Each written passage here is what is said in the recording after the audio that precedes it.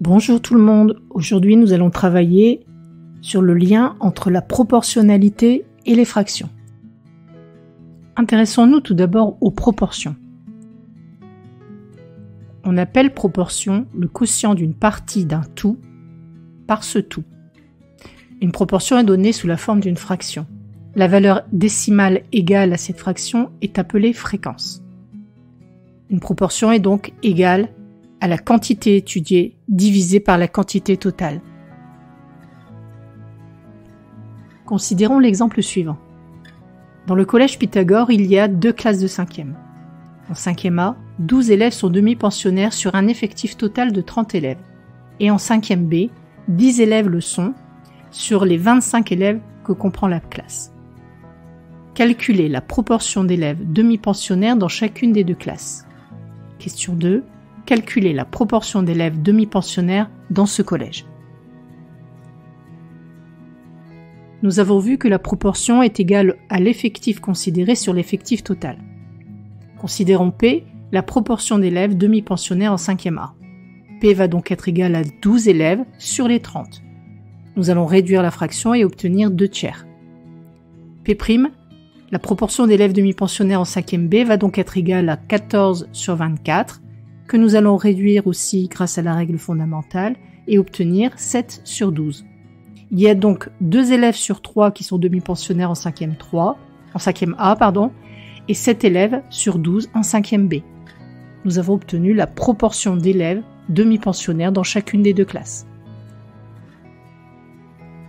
Si maintenant nous cherchons la proportion d'élèves demi-pensionnaires dans tout le collège, nous allons donc devoir d'abord calculer le nombre d'élèves demi-pensionnaires dans le collège, c'est-à-dire 14 plus 12, et calculer le nombre total d'élèves de 5e dans le collège, c'est-à-dire 24 plus 30.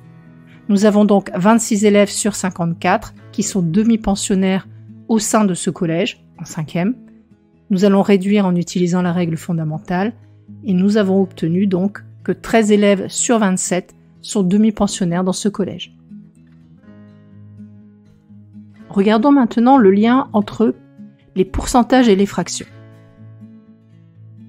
On appelle pourcentage ou fréquence en pourcentage le quotient d'une partie d'un tout par ce tout, le tout multiplié par 100. Pourcentage est donc égal à quantité étudiée sur quantité totale fois 100.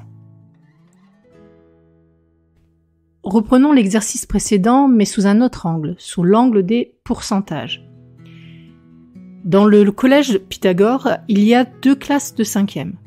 En 5e A, 12 élèves sont demi-pensionnaires sur un effectif total de 30 élèves. En 5e B, 10 élèves le sont sur les 25 élèves que comprend la classe. Calculez le pourcentage d'élèves demi-pensionnaires dans chacune des 2 classes. Calculez le pourcentage d'élèves demi-pensionnaires dans ce collège. Le pourcentage étant ici la proportion fois 100, nous allons commencer par définir le pourcentage correspondant au nombre d'élèves demi-pensionnaires en 5e A. P va être égal à 12 sur 30 fois 100, c'est-à-dire 40%. C'est-à-dire ici, nous allons calculer la valeur décimale.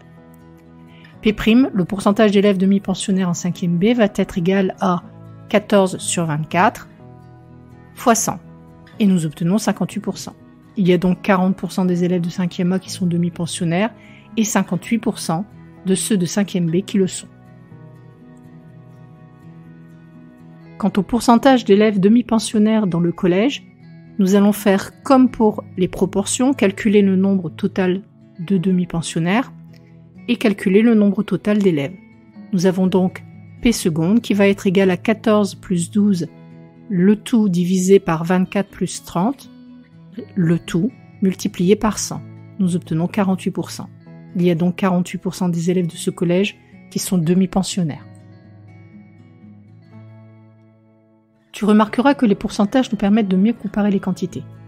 En effet, 40% est inférieur à 58%, il y a donc plus en proportion de demi-pensionnaires en 5e B qu'en 5e A.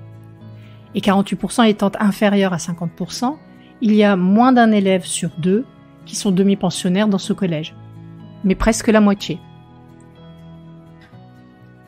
Venons-en maintenant au ratio. On appelle ratio le quotient de 2 parties d'un tout. ratio est égal à quantité 1 étudiée divisé par quantité 2 étudiée. Prenons toujours notre exercice, mais cette fois-ci sous l'angle des ratios.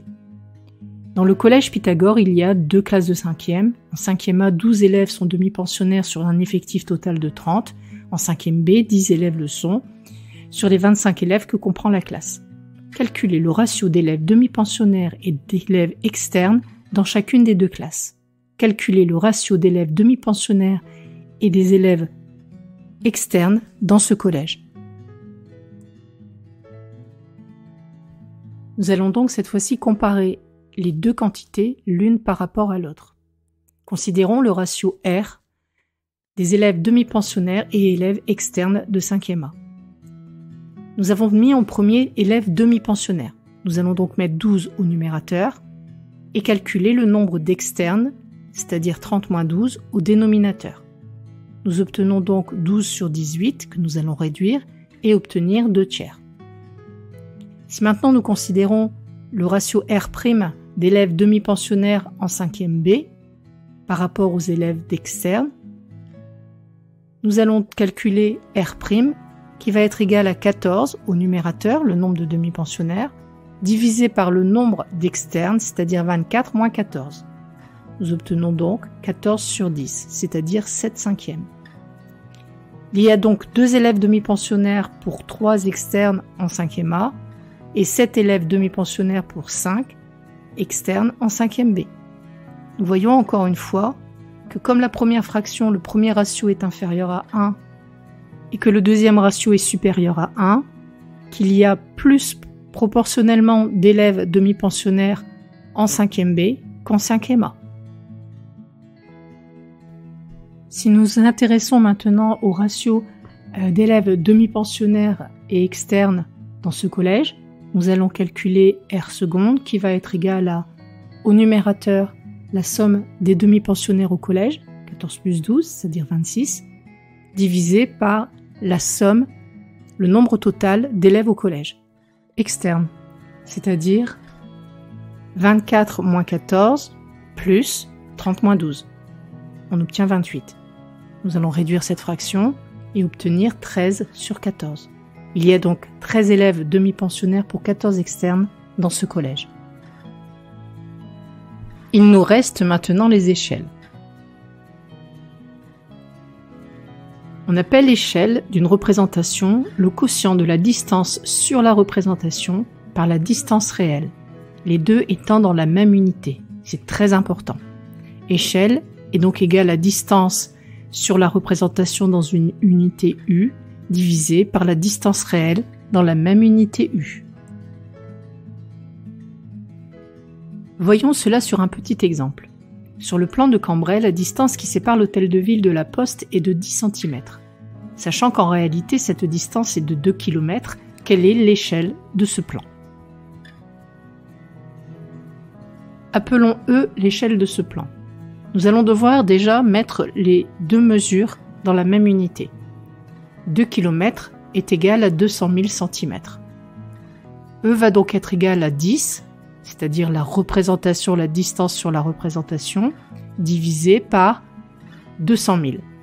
Nous allons appliquer la règle fondamentale et réduire la fraction pour obtenir 1 au numérateur. Nous avons donc cette fraction qui est égale à 1 sur 20 000. Le plan est réalisé donc à l'échelle 1/20 millième. La leçon est finie, c'est à toi de travailler maintenant. À bientôt!